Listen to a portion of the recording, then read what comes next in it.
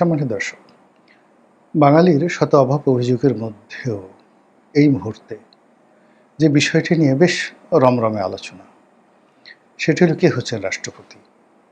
আমরা এমনি গল্পগুজব করতে ভালোবাসি, গল্পগুজব শুনতে ভালোবাসি এবং আমাদের শৈশবে আমরা সবাই রাজা হতে চাইতাম, সেনাপতি হতে চাইতাম, মন্ত্রী হতে চাইতাম, কোতোয়াল হতে চাইতাম। মানে ছোটোখাটো বিষয় না, গ্রামের একেবারে চৌকিদার হোক, প্রান্তিক জনগোষ্ঠী হোক, সেই তার ছেলেকে একটা বিরাট তলোয়ার দিয়ে বা রাজা সাজিয়ে সিংহাসন বানিয়ে এই ছোটো ছোটো বাড়িতে যাত্রাগানের যে পালা হতো সেখানে রাজা উজির খেলা, মারামারি এগুলো সবই হতো।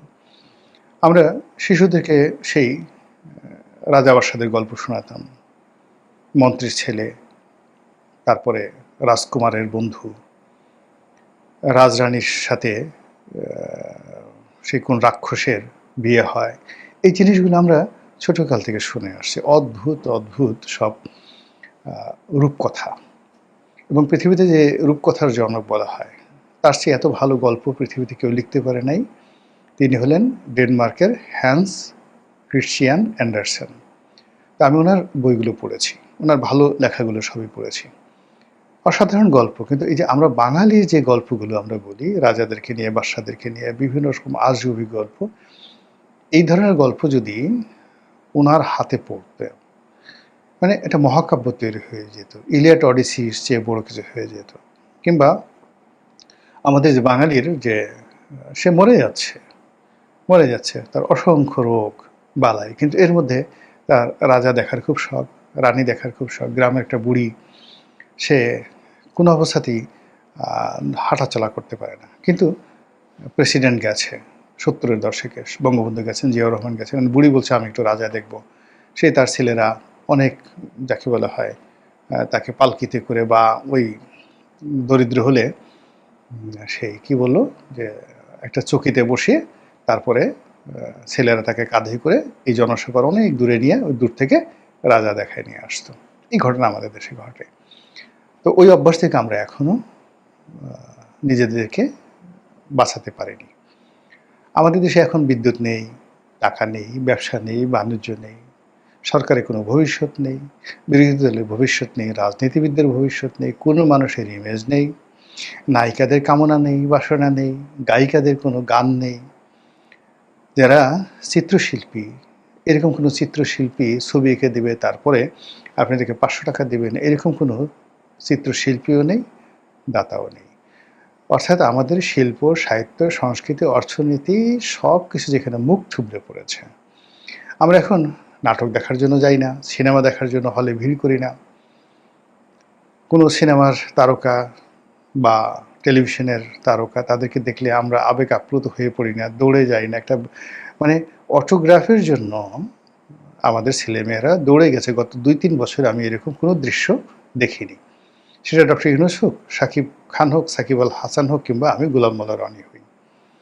কিন্তু এমন একটা সময় গেছে যে আমাদের ছেলেরা, আমি সে 2009-10 কাছে বলি, বহু মানুষ দেখালে স্যার একটা অটোগ্রাফ দেন, বা অন্য প্রফেশনে যারা সেলিব্রিটি ছিল তাদেরাও অটোগ্রাফ দিতেন। এখন কাউকে সেই অটোগ্রাফ কেউ চায়ও না, দেওয়াই না। এক একটা পত্রিকা যেখানে 1 লাখ, 1.5 লাখ, 2 লাখ, 3 লাখ মানে সার্কুলেশন ছিল, সেইগুলো এখন 10,000, 12,000 সার্কুলেশনে চলে আসছে। একটা পত্রিকা, খুবই লিডিং একটা পত্রিকা, সেদিন শুনলাম মাত্র 1000 কপি ছাপা হচ্ছে। লিডিং একটা জাতীয় ন্যাশনাল পত্রিকা। এই হলো দেশের অবস্থা। ঠিক সেই সময়টাতে আমাদের দেশে জনাব শাহাবুদ্দিন চুপ্পু, তাকে কেন রাষ্ট্রপতির পদ থেকে সরানো হলো, এটা নিয়ে আমাদের ঘুম হারাম হয়ে গিয়েছিল। কারণ কি? তার সাথে শেখ হাসিনার কোনো যোগাযোগ আছে? শেখ হাসিনা আসবে, এসে মানে তাকে একটা স্পেস করে দেওয়ার জন্য, শেখ হাসিনাকে স্পেস করে দেওয়ার জন্য চুপ্পু কি মার্শাল ল জারি করবে, জরুরি আইন জারি করবে? এটা কি তারেক রহমান সাহেব জেনে গেছেন? এজন্য কি তাকে সরিয়ে দেওয়া হচ্ছে? তার সঙ্গে কি সেনাবাহিনীর কোনো যোগাযোগ আছে? আরে বাবা রে বাবা! চায়ের আড্ডা থেকে যতদিন, মানে 15 দিন পর্যন্ত আমরা জেনারেল ওয়াকার, চুপ্পু, শেখ হাসিনা, এগুলো নিয়ে হায় হায় হই হই। এখন জনাব চুপ্পু ঘুরে বেড়াচ্ছেন, আমরা কেউ তার খোঁজও রাখছি না। এরপরে হলো কে হবেন রাষ্ট্রপতি? এই রাষ্ট্রপতি হবে, আমরা এই গত সেই চুপ্পু সাহেব যাওয়ার পর থেকেই একবার জনাব তারেক রহমান সাহেবের ওয়াইফের আত্মীয় আইরিন খান, তাকে রাষ্ট্রপতি বানালাম। তারপরে ডক্টর ইউনূসকে বানালাম, মেজর হাফিজকে বানালাম। তো এই রাষ্ট্রপতি বানানোর সঙ্গে সঙ্গে গয়েশ্বর বাবুকে বানালাম, মঈন খানকে বানালাম, ডক্টর খন্দকার মোশাররফ সাহেবকে বানালাম। এরকম বহু মানুষকে রাষ্ট্রপতি বানানোর পর এখন ২ জন মানুষের মধ্যে আলোচনা রয়েছে। আমরা নিজেরাই জনাব মির্জা ফখরুল ইসলামকে আলমগীরকে বিএনপির মনোনয়ন দিয়েছি। যদিও মানে বলা হয়ে থাকে বিএনপির পক্ষ থেকে যে সর্বময় ক্ষমতা সিদ্ধান্ত নেওয়ার মালিক জনাব তারেক রহমান। তার পক্ষ থেকে, তার দপ্তর থেকে কেউ কোনো কথা বলেনি, কিন্তু আমরা বানিয়ে ফেলেছি যে না, মির্জা ফখরুল সাহেবই রাষ্ট্রপতি হবেন। কিন্তু মির্জা ফখরুল বলছেন না, আমি তো এই ব্যাপারে কিছুই জানি না। আর অন্যদিকে আমরা মির্জা ফখরুল সাহেব রাষ্ট্রপতি হবেন, তো তিনি রাষ্ট্রপতি হলে তার যে মন্ত্রণালয়, এটা কে পাবেন? আমরা তাকেও মন্ত্রণালয় দিয়ে দিয়েছি। তারপরে তিনি তো সংসদ সদস্য, তার যে পদ, সেখানে কি তার মেয়ে দাঁড়াবেন, না মেয়ের জামাই দাঁড়াবেন, নাকি তার ভাই দাঁড়াবেন? এগুলো নিয়ে আমরা ভীষণ রকম ব্যস্ত। তারপর তিনি রাষ্ট্রপতি হওয়ার পর কী করবেন, তার কাছে আমাদের এক্সপেকটেশনটা কী? আমরা চাচ্ছি যে তিনি একজন একেবারে নির্দলীয় নিরপেক্ষ রাষ্ট্রপতি হবেন এবং যাকে বলা হয় কি বলবো, ব্রিটেনের যে রাজা এখন আছেন তার যে একটা ভাবমূর্তি আছে রাজা সকলের, তদ্রূপ আমাদের মির্জা ফখরুল সাহেব সকলের রাজা হবেন এবং দেশে একটা শান্তি এবং ন্যায়ের যে রাজত্ব তিনি কায়েম করবেন, আমরা আশা করছি এবং কথাবার্তা বলছি।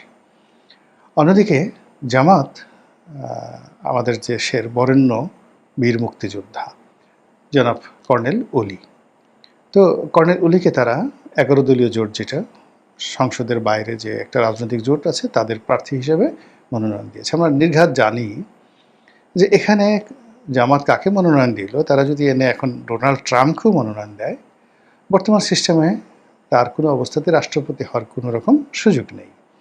তো সেই দিক থেকে কর্নেল অলি রাষ্ট্রপতি পদ হিসেবে তাকে মনোনয়ন দেওয়া মানে একজন বয়োবৃদ্ধ মানুষকে জামাত সম্মান দেখালো। 1 2 নম্বর হলো জামাতের ঘা আছে, তারা মুক্তিযুদ্ধ বিরোধী শক্তি, রাজাকার আলবদর শক্তি। তো সেক্ষেত্রে কর্নেল অলির মতো একজন eminent and prominent freedom fighter, তো তাকে যদি রাষ্ট্রপতি পদে মনোনয়ন দেওয়া হয়, তাহলে এটার যে একটা প্রো লিবারেশন ফোর্স তৈরি হচ্ছে জামাতের মধ্যে, এটা তারা প্রমাণ করতে পারে, সেই কাজটি তারা করেছে। দ্বিতীয়ত, কর্নেল অলির কাছে অনেক হাড়ির খবর আছে। এর কারণ হলো যেহেতু তিনি সেনাবাহিনীতে ছিলেন এবং শহীদ প্রেসিডেন্ট জিয়াউর রহমানের একেবারে ঘনিষ্ঠজন ছিলেন, একই জায়গাতে তারা যুদ্ধ করেছেন, সম্ভবত একই কোম্পানিতে বা একই ব্যাটালিয়নে তারা ছিলেন। তারপরে পরবর্তীতে জিয়াউর রহমান সাহেব যখন ক্ষমতা গ্রহণ করেন, তখন তিনি তার এডিসি ছিলেন, তার সেক্রেটারি ছিলেন, মিলিটারি সেক্রেটারি ছিলেন। এরপর তিনি এমপি হয়েছেন, মন্ত্রী হয়েছেন, 6-7 বার মন্ত্রী এমপি হয়েছেন।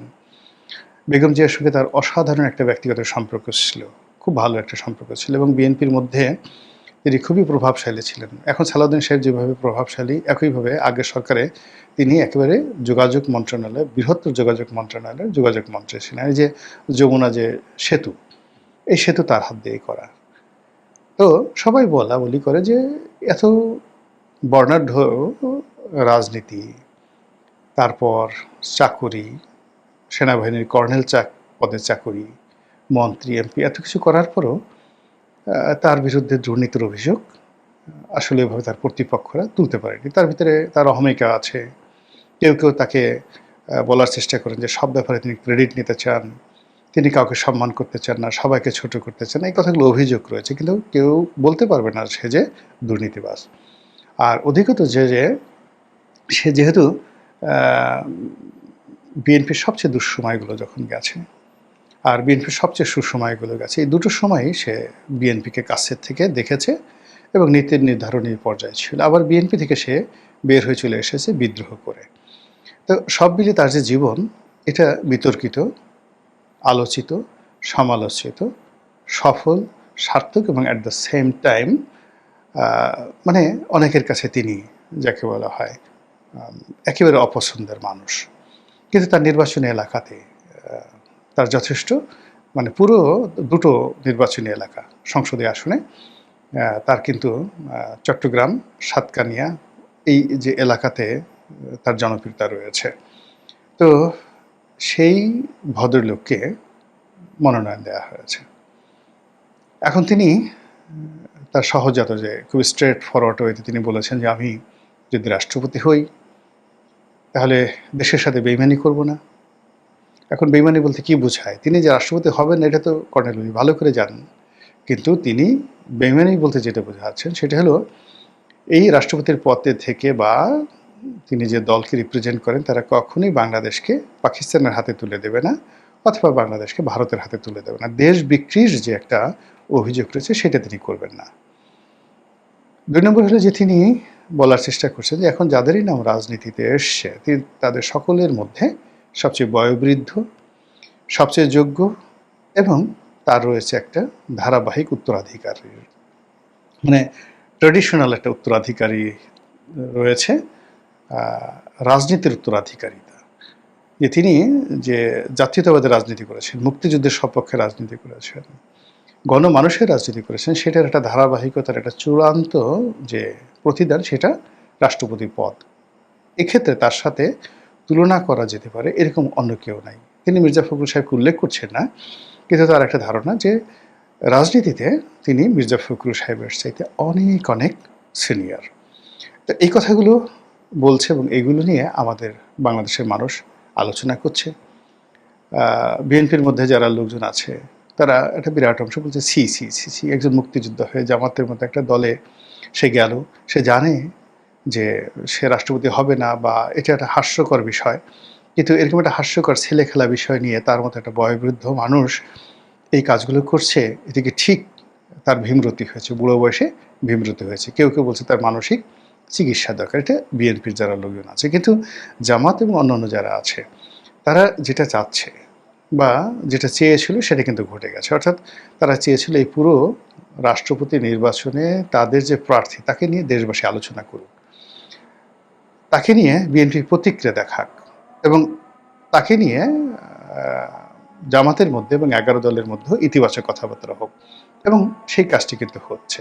এবং তারই ধারাবাহিকতা আপনি দেখবেন আমাদের মূলধারার মিডিয়া, গণমাধ্যম, তারপর শেষে ইলেকট্রনিক মাধ্যম, সব জায়গাতে কিন্তু আলোচনা হচ্ছে যে কে হলে ভালো হয়, মির্জা ফখরুল নাকি কর্নেল অলি। কিন্তু এখনকার দিনের যে বাস্তবতা হলো যে বিএনপি এখনো পর্যন্ত তার প্রার্থীটা ডিক্লেয়ার করেনি। এমনকি স্বয়ং মির্জা ফখরুল বা তার যারা একান্ত আপনজন, তার পরিবারের যারা সদস্য, তারা কেউ কিন্তু এখনো বলেননি, মুখ ফুটে বলেননি যে আমরা রাষ্ট্রপতি হচ্ছি বা আমরা হতে চাই। এখানে তো মির্জা ফখরুলের একটা ইচ্ছা অনিচ্ছার বিষয় আছে। মানে তাকে দল মনোনয়ন দেবেন আর তিনি রাষ্ট্রপতি হয়ে যাবেন, এটা তো নাও হতে পারে। তারও তো একটা পছন্দের, তিনি বেশ কয়েকবার ইতিপূর্বে রাজনীতি থেকে অবসর গ্রহণ করার জন্য তিনি যাকে বলা হয় বেশ কয়েকবার দলের চেয়ারম্যান যিনি আছেন তারেক রহমান সাহেব তাকে তিনি বলেছেন, নেতাকর্মীদের বলেছেন, এমনকি দলের বৈঠকে তিনি প্রকাশ্যে বলেছেন যে আর না, হ্যাঁ আমি এখন সসম্মানে এই রাজনীতি থেকে বিদায় নিতে চাই, নতুন ব্লাড আসুক, নতুন যারা রাজনীতি করতে চায় তাদের হাতে এই দায়িত্ব দেওয়া হোক। এবং সেক্ষেত্রে তার মহাসচিব পদ, তার মন্ত্রী পদ, এই জিনিসগুলো মূলত মির্জা ফখরুলকে আবেগ আপ্লুত করবে বা তাকে লোভাতুর করবে, কামাতুর করবে, এটা আমি ব্যক্তিগতভাবে তার মধ্যে কখনো দেখিনি। বরং তিনি একটা সসম্মানে এখান থেকে বিদায় নেওয়ার, রিটায়ার্ড করার তিনি চেষ্টা করছেন। তো সেই অর্থে তিনি যদি রাষ্ট্রপতি হন, দল তাকে দেয়, তাহলে তার পরিণতি তো শাহাবুদ্দিন চুপ্পুর মতো হবে, ইয়াজউদ্দিন সাহেবের মতো হবে, আব্দুর রহমান বিশ্বাসের মতো হবে। কিন্তু আপনি যদি চুপ্পু সাহেব ধরেন, ইয়াজউদ্দিন সাহেব ধরেন, আব্দুর রহমান বিশ্বাস ধরেন, তাদের যে রাজনৈতিক ক্যারিয়ার তার সাথে মির্জা ফখরুল সাহেবের রাজনৈতিক ক্যারিয়ার, ফ্যামিলি ব্যাকগ্রাউন্ড, পার্সোনাল যে বায়োডাটা, এটা অনেক অনেক ভালো।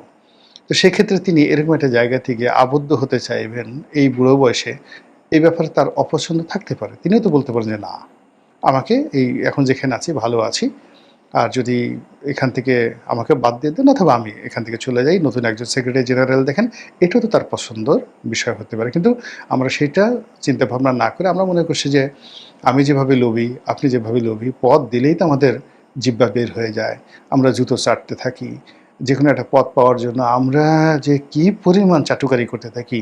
তা আমাদের যে এই যে ন্যাশনাল ক্যারেক্টারিস্টিক্স হয়ে গেছে, এই ক্যারেক্টারিস্টিক্সের ভিত্তিতেই আমরা মির্জা ফখরুল সাহেবকে ধরে নিয়েছি যে তারেক রহমান সাহেব দিলেই তিনি সেটা গ্রহণ করবেন।